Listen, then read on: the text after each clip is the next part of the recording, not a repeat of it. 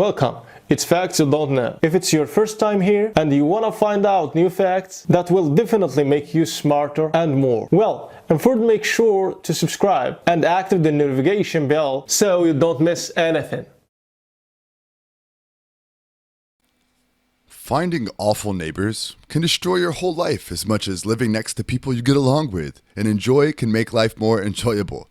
I'd say neighbors pulling dumb drunk pranks at you in the middle of the night qualify as evil neighbors. If you're a horrible neighbor who enjoys getting drunk and pulling pranks on the people living next to you, you may want to know what they're doing for a living before planning your next one. Geologist Melissa Scruggs' story is a case study inside a backfiring prank. Scruggs has neighbors who got wasted and tried to roll a huge boulder in front of her house. And she has gone crazy viral with her tweet about the prank and the way she treated it. So why have they rolled the huge boulder over Melissa's car, you ask? Because she had the audacity to ask them repeatedly to move their car so that she could go to work in the morning. Since irony is a thing, and because it's a pretty awesome and amusing thing, Melissa's neighbors obviously had little idea about what job she was going to do, which made her have to make them so inconvenient.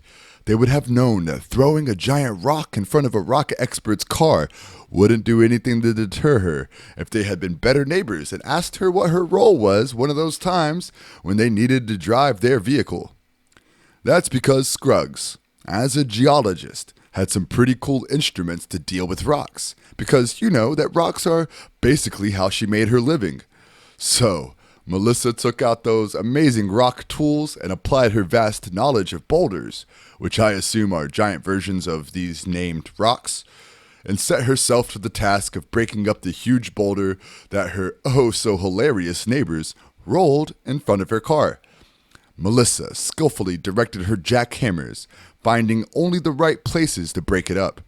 It wasn't incredibly long, and Scruggs had broken the mountain down into much smaller, much more manageable pieces altogether.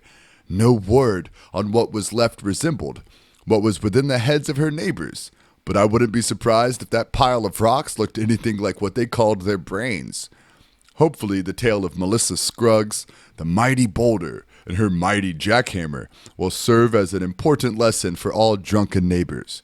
Don't mess with the next door scientist. Not unless you like mega viralism for your arrogance and ignorance. Thanks for watching. Please like and share the video in social networks. We'll be right back to you as fast as we can.